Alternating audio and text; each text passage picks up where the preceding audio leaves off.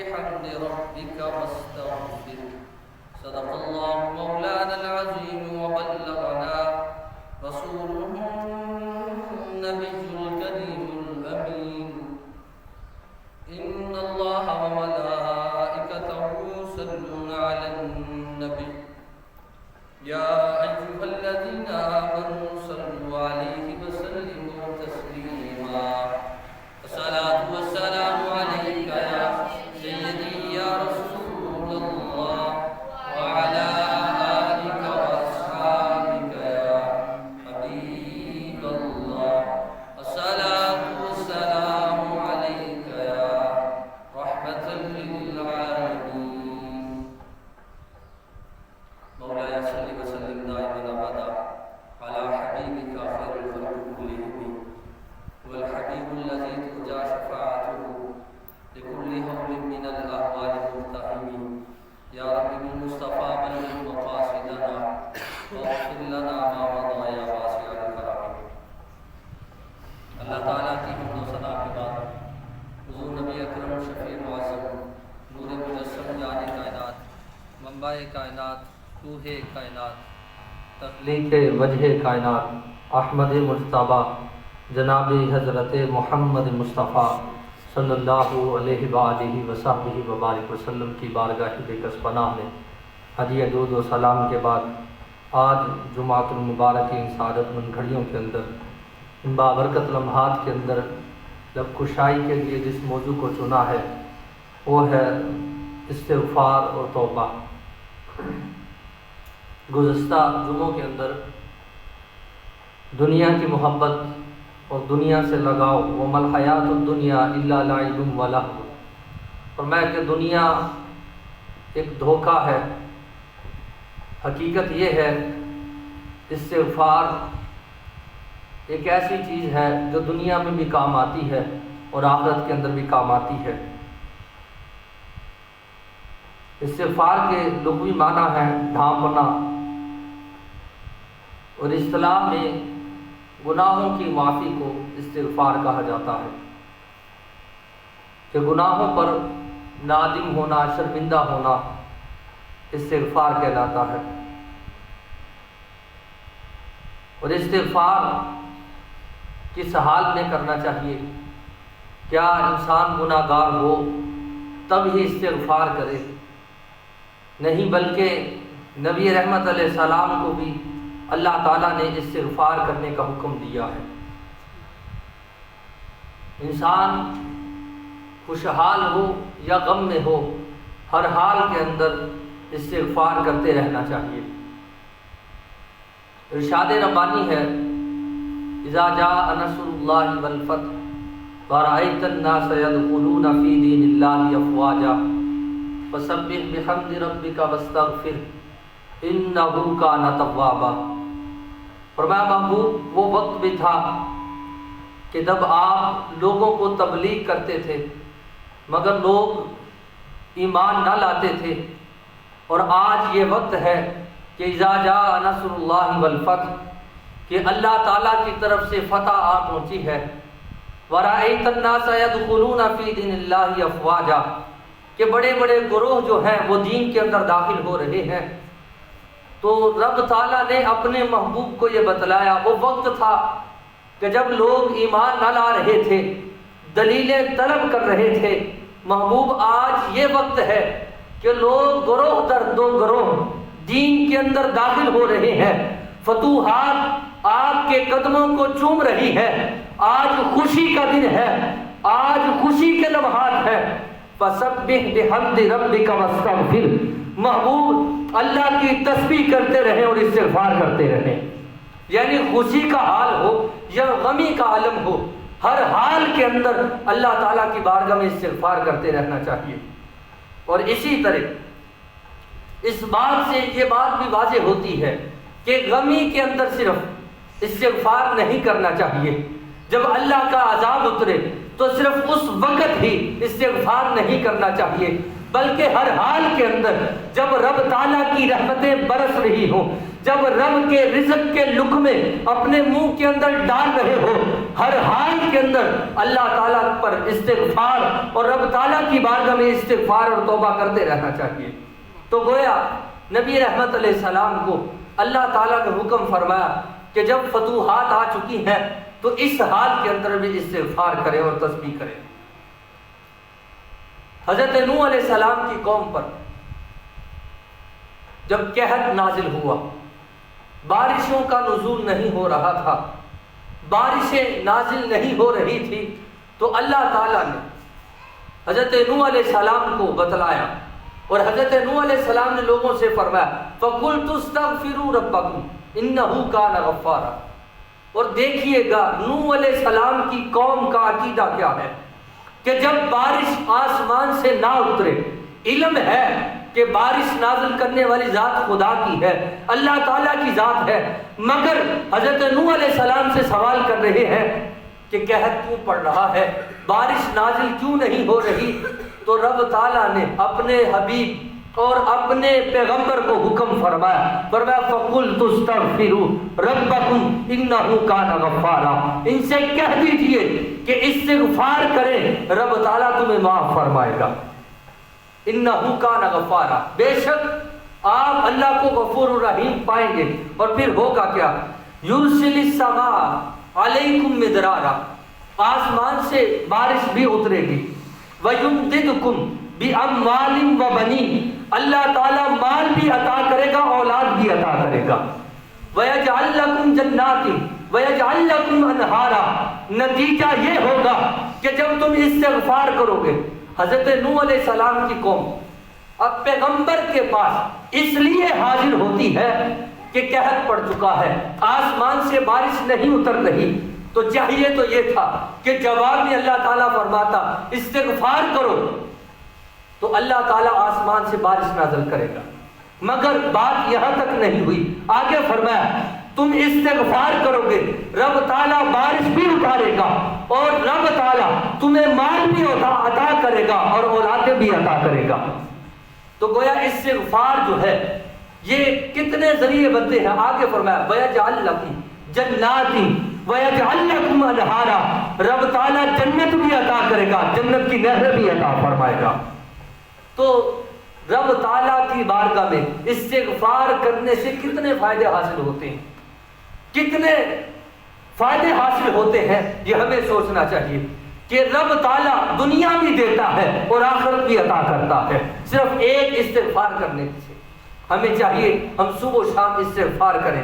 اور اسی طرح آپ دیکھیے گا کہ مثال کے طور پہ اگر آپ کسی کو کوئی رقم دیتے ہیں اور وہ آپ کا بیٹا ہے، آپ کے جگر کا ٹکڑا ہے، اور اگر وہ آپ کے سامنے ہو بھی سمجھدار، جوانی کو پہنچا ہو اور آپ کے سامنے آپ کے دیے ہوئے پیسوں کو پھاڑ کے رکھ دے، تو آپ کا رد عمل کیا ہوگا؟ اور پھر اس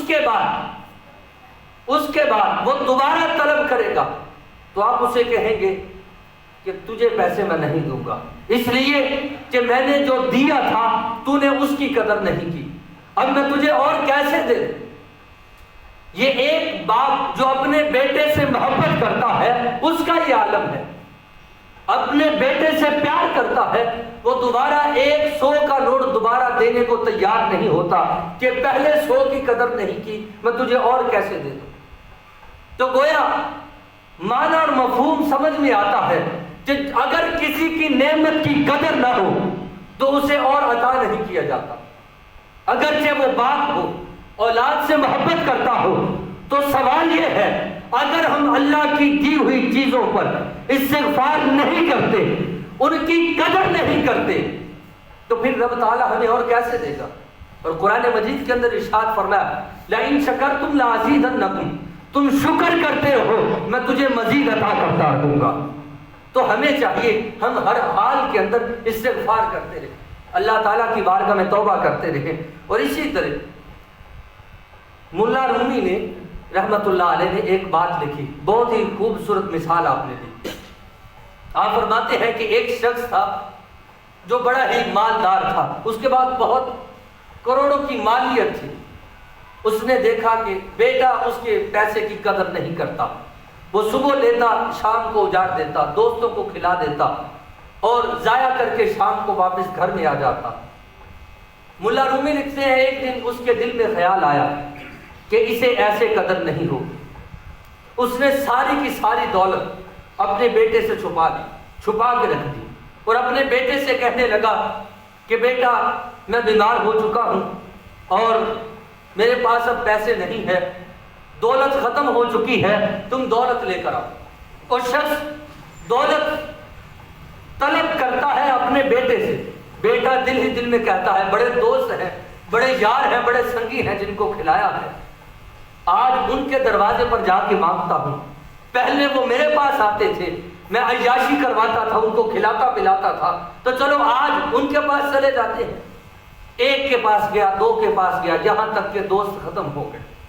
دروازے پر جاتا، سوال کرتا، اندر سے جواب آتا، ہوتا بھی تھا تو کہہ دیتا گھر میں کوئی موجود نہیں ہے، دروازے پر جواب دے دو۔ جس طرح آج انسان کو کسی سے کام پڑ جائے تو نمبر بلاک کرنا شروع کر دیتے ہیں، رابطہ تعلق توڑ دیتے ہیں کہ اس کو ضرورت ہے، تو اب سارے کے سارے تعلقات ختم ہونے لگے۔ اب وہ پریشان تھا کہ اب میرا کیا ہوگا۔ اس نے دل ہی دل میں سوچا کہ شہر میں بڑی عزت ہے، یہاں میں محنت کیسے کروں گا، میں ایسا کرتا ہوں شہر سے باہر جا کر میں مزدوری کرتا۔ وہ روزانہ اجرت لاتا، اس کے باپ نے اس سے پیسے پکڑنے، اس کے سامنے گھر میں کنواں تھا اس کے اندر پھینک دیتا۔ اب وہ غصہ نہ کرتا کہ چلو کوئی بات نہیں، باپ ہے۔ ایک دن جب محنت کر کے وہ پیسے لے کر شام کو گھر میں آیا، گھر میں داخل ہو کے باپ کو ایک آنا دیتا، اس کا باپ وہ آنا پکڑ کے اسی تالاب کے اندر، اسی کنویں کے اندر پھینک دیتا۔ اس کو بڑا غصہ آتا ہے اور غصے سے کہتا ہے ابا جان میں روزانہ پیسے لاتا ہوں اور لا کر آپ کو دیتا ہوں، آپ نے دوائی نہیں لینی نہ صحیح، مگر آپ میرے پیسوں کو تالاب میں کیوں پھینکتے ہیں، آپ قدر کیوں نہیں کرتے؟ تو باپ نے کہا اتنے دنوں سے میں پھینک رہا ہوں، تجھے غصہ نہیں آیا، مگر آج غصہ کیوں آیا؟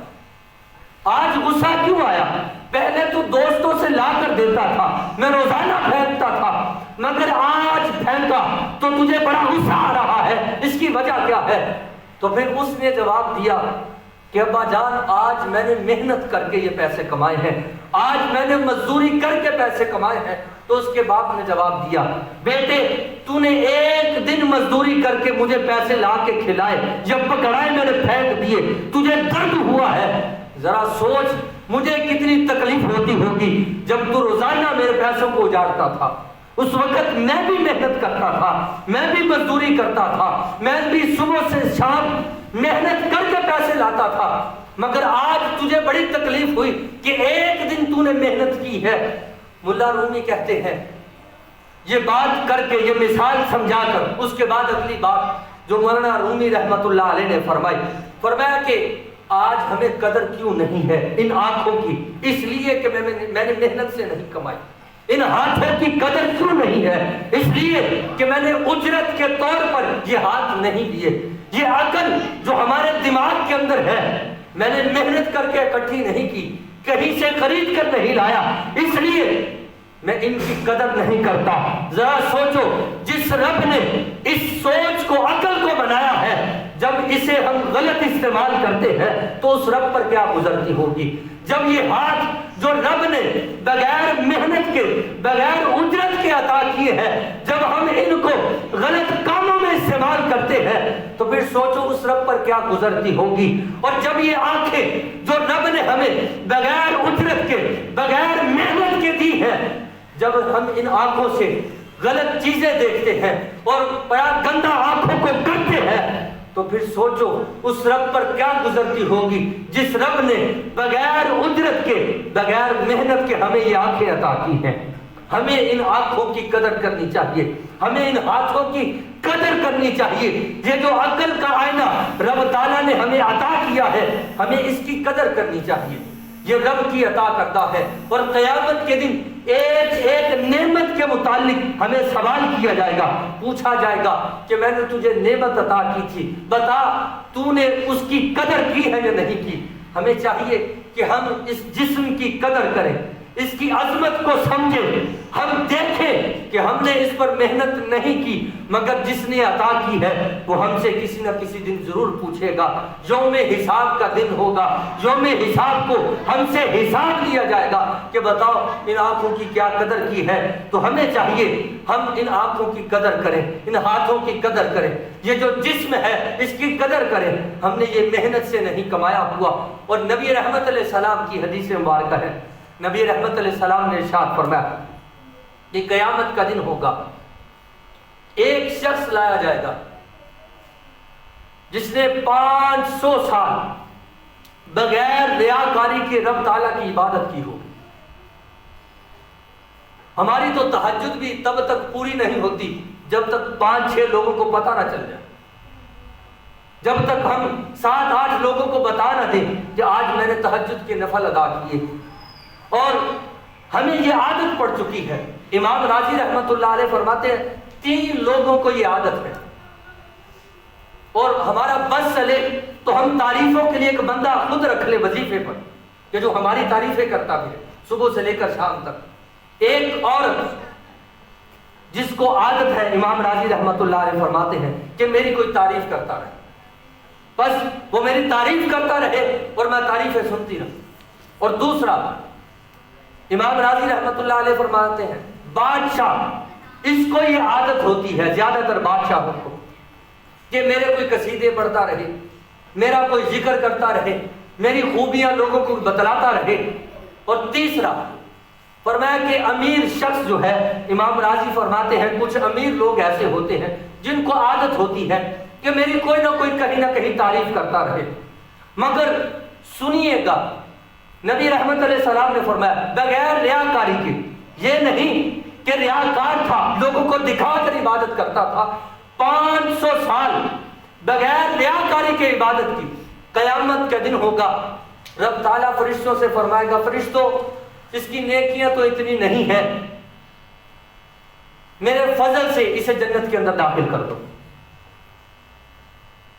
قیامت کا دن ہوگا، وہ بندہ رب تعالیٰ کی بارگاہ میں عرض کرے گا مولا 500 سال میں نے بغیر ریاکاری کے تیری عبادت کی ہے، اور آج میری عبادت کا کوئی مول نہیں ہے، اپنے فضل سے تو مجھے معاف کر رہا ہے۔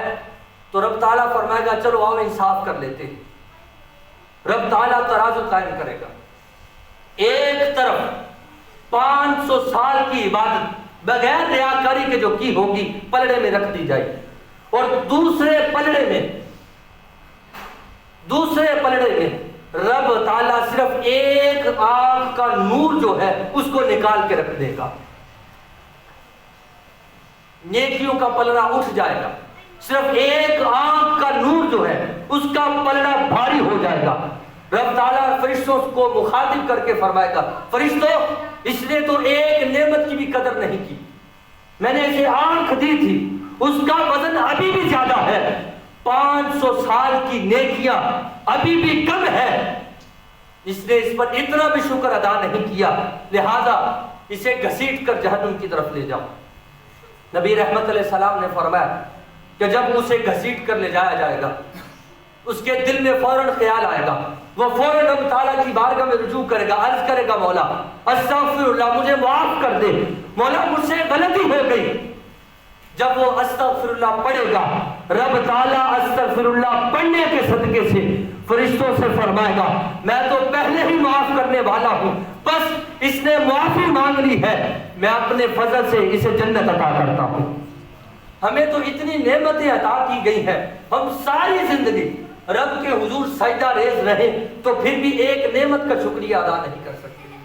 تو ہمیں چاہیے ہم ان نعمتوں پر شکر ادا کریں، ہم اللہ کا ذکر کرتے رہیں اور استغفر اللہ کا ورد کرتے رہیں، نبی رحمت علیہ السلام پر درود پاک پڑھتے رہیں کہ ہو سکتا ہے ہمارے پاس اتنی نیکیاں نہیں ہیں، نہ ہم اتنی جمع کر سکتے ہیں کہ ان نعمتوں کا شکر ادا کر سکیں، مگر جتنا زیادہ ہو سکے کوشش کر کے شکر کا پلڑا زیادہ سے زیادہ بھاری کرے، برائیوں کا پلڑا ہلکا کرے، اپنے گناہوں کو مٹائیں اللہ تعالیٰ کا ذکر کر کے اور استغفار کر کے۔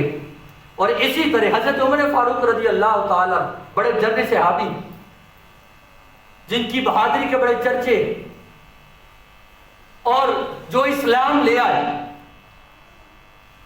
تو نبی رحمت علیہ السلام بھی اعلان فرما دیں کہ آج کعبے کے سائے میں ہم سبھی نماز ادا کریں گے۔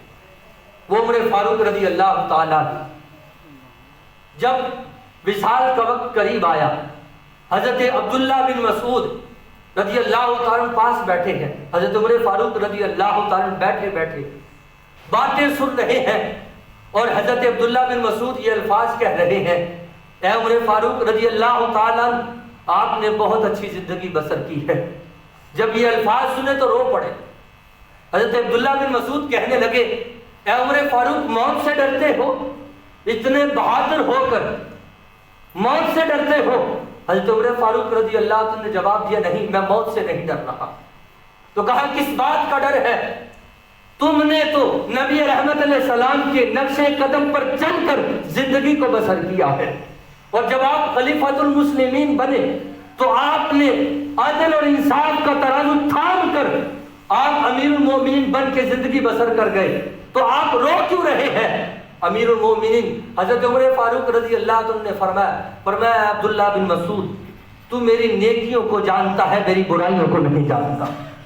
تیرے علم میں ہے سب لوگ میری نیکیوں کو دیکھتے ہیں، مگر میری برائیوں کا مجھے علم ہے۔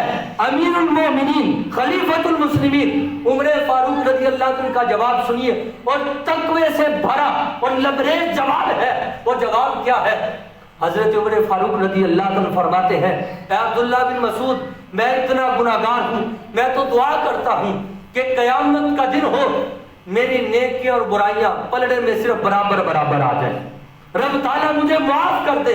بس میں یہی دعا کر رہا ہوں، اور اسی غم کے اندر میں رو رہا ہوں۔ مگر آج اتنی نعمتیں ہونے کے باوجود، اتنا رب تعالیٰ کا فضل ہونے کے باوجود، ہم لوگ مارے پھر رہے ہیں، اللہ کے ذکر سے غافل ہیں۔ ہمیں چاہیے ہم استغفار کرتے رہیں۔ اور مولانا رومی رحمت اللہ علیہ نے ایک بات لکھی اور سبق سمجھایا۔ وہ سبق کیا ہے؟ آپ فرماتے ہیں کہ ایک عورت تھی جو بادشاہ کے دروازے پر مانگنے کے لیے گئی، بادشاہ کو پسند آ گئی۔ بادشاہ نے اس عورت سے کہا کہ یہ مانگنا چھوڑ دے، میں تجھ سے نکاح کرنا چاہتا ہوں۔ اس کا نکاح ایک بادشاہ کے ساتھ ہو گیا، نکاح ہو چکا۔ وہ اکثر روتی رہتی۔ کنیزوں نے ایک بار پوچھا، آپ ملکہ ہے، بادشاہ کی زوجہ ہے، آپ کو پریشانی لاحق کیا ہے، آپ روتی کیوں ہیں؟ تو مولانا رومی رحمت اللہ علیہ فرماتے، وہ رو کر کہنے لگی، میں ایک مانگنے والی تھی، آج بادشاہ کی بیوی ہوں، میں ڈرتی اس بات سے ہوں کہیں میرا سائیں، میرا بادشاہ مجھ سے ناراض نہ ہو جائے، کہیں وہ مجھ سے ناراض نہ ہو جائے۔ اور مولانا رومی رحمت اللہ علیہ نے اس مثال کے بعد سمجھایا، اگر آج میرے اور آپ کے پاس مال و زر ہے، آج میرے اور آپ کے ساتھ اب دولت ہے، سب کچھ ہے، شان و شوکت ہے، مگر دیکھیے گا ہمارا مالک کون ہے، ہمارا رازق کون ہے، ہمارا بادشاہ کون ہے، ہمارا خالق کون ہے، ہمیں تخلیق کرنے والا کون ہے۔ کبھی ہم نے سوچا ہے اگر وہ ہم سے ناراض ہو گیا تو سب کچھ چھین لے گا، اگر وہ ہم سے راضی نہ رہا تو ہو سکتا ہے ہمارا رزق کم کر دیا جائے۔ ہمیں دیکھنا چاہیے ہم ہر وقت اپنے مالک کو راضی رکھیں۔ اور نبی رحمت علیہ السلام کی بارگاہ میں ایک دو باتیں کر کے بات کو ختم کرتا ہوں۔ حضور صلی اللہ علیہ وسلم کی مجلس لگی ہے، اصحاب رسول صلی اللہ علیہ وسلم بیٹھے ہوئے ہیں کہ ایک چڑیا آئی اور طواف کرنے لگی۔ صحابہ کرام بیٹھے ہوئے، نبی رحمت علیہ السلام نے اس چڑیا سے مخاطب ہوئے، گفتگو ہوئی۔ گفتگو سننے کے بعد چڑیا کے درد کو سمجھا اور اصحاب رسول کو مخاطب کر کے فرمایا، اے میرے صحابہ، تم میں سے کون ہے جس نے اس چڑیا کے بچے کو اٹھایا؟ تم میں سے کون ہے جس نے اس چڑیا کے بچے کو اٹھایا ہے؟ ایک صحابی اٹھ کھڑے ہوئے، عرض کی یا رسول اللہ علیہ وسلم، عمر میں چھوٹے تھے تو عرض کرنے لگے یا رسول اللہ علیہ وسلم میں نے اس چڑیا کے بچوں کو اٹھایا۔ نبی رحمت علیہ السلام نے فرمایا وہ اپنے بچوں کی محبت کے اندر تڑپ رہی ہے، بچہ اسے لٹا دیا جائے۔ صحابی نے حضور کے حکم پر عمل کیا۔ جب نبی رحمت علیہ السلام نے چڑیا کی بے قراری کو دیکھا اور صحابہ کو مخاطب کر کے فرمایا صحابہ تم نے دیکھا ہے کہ یہ چڑیا اپنے بچوں سے کتنی محبت کرتی ہے، یہ چڑیا اپنے بچے سے کس قدر محبت کرتی ہے۔ صحابہ نے عرض کیا رسول اللہ علیہ وسلم ہاں بہت بے قرار تھی، بڑی محبت کرتی ہے، اور بڑی محبت کے اندر وہ تڑپ رہی تھی۔ اور نبی رحمت علیہ السلام نے فرمایا خدا کی عزت کی قسم اس چڑیا کے اپنے بچے سے محبت کرنے سے زیادہ تمہارا رب تم سے محبت کرتا ہے، تمہارا رب تم سے محبت کرتا ہے۔ جب رب اتنی محبت کرتا ہے تو پھر ہم اس کی بارگاہ میں کیوں نہیں جھکتے، ہم اس کا ذکر کیوں نہیں کرتے، ہم صبح و شام اس کے ذکر کے اندر مشغول کیوں نہیں رہتے۔ وہ ہر وقت رحمت کے دروازوں کو کھول کر صدائیں دیتا رہتا ہے کوئی گناہگار مجھ سے معافی طلب کرے۔ اور اسی طرح ایک جنگ کا موقع تھا کہ ایک عورت کا بچہ گم ہو گیا، بڑی بے چین صحابہ سے پوچھ رہی ہے۔ نبی رحمت علیہ السلام نے فرمایا اے میرے صحابہ تم میں سے کسی نے اس عورت کے بچے کو دیکھا ہے؟ ایک صحابی اٹھ کر کھڑے ہوئے، عرض کی یا رسول اللہ علیہ وسلم میں نے ایک جگہ پر اس عورت کے بچے کو دیکھا ہے۔ نبی رحمت علیہ السلام نے فرمایا چلو اس کو بچہ اس کا لوٹاؤ۔ صحابہ اٹھے اور بچے کو ڈھونڈ کر لے آئے، اور پھر اس کے بعد نبی رحمت علیہ السلام نے فرمایا یہ حدیث سنیے گا توجہ طلب ہے۔ نبی رحمت علیہ السلام نے پوچھا اے میرے صحابہ یہ دیکھو یہ عورت اپنے بچے سے کتنی محبت کرتی ہے، یہ عورت اپنے بچے سے کتنی محبت کرتی ہے۔ عرض کی یا رسول اللہ علیہ وسلم بہت زیادہ۔ تو پھر اس پر نبی رحمت علیہ السلام نے فرمایا اے میرے صحابہ کیا یہ ماں اپنے بچے کو آگ میں جلتا ہوا دیکھ سکتی ہے؟ یہ ماں اپنے بچے کو آگ کے اندر جلتا ہوا دیکھ سکتی ہے؟ جو جدائی برداشت نہیں کر سکتی وہ ماں آگ کے اندر کیسے جلتا دیکھ سکتی ہے؟ اس سوال پر صحابہ نے عرض کی یا رسول اللہ علیہ وسلم جو جدائی میں اتنی تڑپ رہی ہے وہ آگ کے اندر بچے کو جلتا ہوا کیسے دیکھ سکتی ہے؟ نبی رحمت علیہ السلام کی چشمان مقدس سے آنسو جاری ہو گئے۔ فرمایا میرے صحابہ یہ ماں اپنے بچے سے جتنی محبت کرتی ہے تمہارا رب اس سے کئی گنا زیادہ تم سے محبت کرتا ہے۔ تو رب تعالیٰ بندے سے اتنی محبت کرتا ہے، اس قدر پیار کرتا ہے، مگر بندہ پھر بھی دنیا والوں کی چوکٹ پہ کھڑا ہے، دنیا کے مال کے لیے وہ تڑپ رہا ہے، مگر اللہ کے ذکر سے غافل بیٹھا ہے۔ ہمیں دیکھنا چاہیے ہم اپنی زندگی کو کس کے ذکر کے اندر اور کس کے قصیدے پڑھ کے کس کا ادب کر کے گزار رہے۔ ہمیں چاہیے ہم اللہ کی بارگاہ میں رجوع کریں اور رب تعالیٰ کی بارگاہ میں حاضر ہوں۔ رب تعالیٰ تو بڑا ہی رحمان ہے، وہ رحیم ہے، وہ تو معاف کرنے والا ہے۔ ہمیں چاہیے ہم توبہ و استغفار کریں۔ ایک بات کر کے بات کو ختم کرتا ہوں۔ امام حسن مجتبی رضی اللہ تعالیٰ عنہ آپ ایک مرتبہ تشریف فرما تھے کہ ایک شخص آیا، اس نے آ کے عرض کی اے امام حسن مجتبی میرے ہاں اولاد نہیں ہے، مجھے کچھ عطا فرمائیے۔ امام حسن مجتبی رضی اللہ عنہ نے فرمایا کہ تم ایسا کرو استغفار کرو، ہم بھی تعویذ لینے جاتے ہیں، ہمیں کوئی وظیفہ بتا دے تو ہم دوبارہ اس کے پاس نہیں جاتے جب تک کوئی تعویذ نہ دے۔ ہمیں کوئی وظیفہ بتائے تعویذ کے ساتھ تو ہم تعویذ کو بھی پھینک دیتے کہ وظیفہ کرنا پڑے۔ اللہ کے ذکر سے اس قدر ہم دور ہو چکے ہیں۔ اب امام حسن مجتبی رضی اللہ عنہ نے فرمایا استغفار کرو، رب تعالیٰ بیٹے عطا کرے۔ پوچھا دوبارہ کب حاضر ہوں؟ تو حضرت امام حسن مجتبی رضی اللہ عنہ کا یقین دیکھیے، آپ نے فرمایا جب رب تعالیٰ تجھے 10 بیٹے عطا کر دے پھر میرے پاس آتا۔ کتنے بیٹے؟ 10 بیٹے، بیٹا ایک بھی نہیں ہے۔ وظیفہ کیا ہے؟ فرمایا استغفار کرنا۔ صحابی پاس بیٹھے ہوئے تھے، کہنے لگے اے امام حسن مجتبیٰ، اتنا یقین کہ آپ نے استغفار بتا دیا اور 7-10 بیٹوں کے بعد آنے کا کہہ دیا۔ پھر وقت گزرا، اس نے اسی شخص کے سامنے، اس صحابی نے سوال کیا تھا، پھر وہ واپس آیا، اسی صحابی کو ساتھ لیا، امام حسن مجتبیٰ کی بارگاہ میں حاضر ہوا، عرض کی حضور رب تعالیٰ نے آج مجھے 10 بیٹے مکمل عطا فرما دیے، اب تک 10 بیٹے ہو گئے۔ وہ شخص جب واپس پلٹا، صحابی عرض کرنے لگے اے امام حسن مجتبیٰ، مجھے بتائیے اتنے یقین کے ساتھ وظیفہ آپ نے کیسے دے دیا؟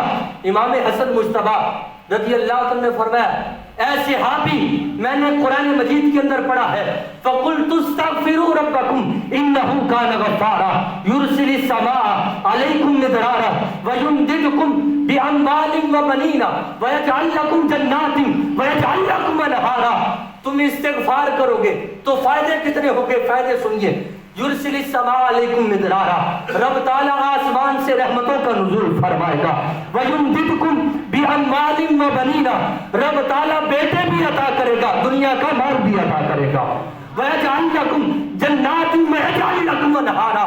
فرمایا رب تعالیٰ نے قرآن میں فرمایا تھا کہ تم استغفار کرو گے، وظیفہ ایک ہے، وظیفہ ایک ہے کہ استغفر اللہ کہنا ہے۔ فوائد دیکھیے گا، وَيَجْعَلْ لَكُمْ جَنَّاتٍ وَيَجْعَلْ لَكُمْ أَنْهَارًا، رب تعالیٰ جنت بھی عطا فرمائے گا، جنت کی نہریں بھی عطا فرمائے گا۔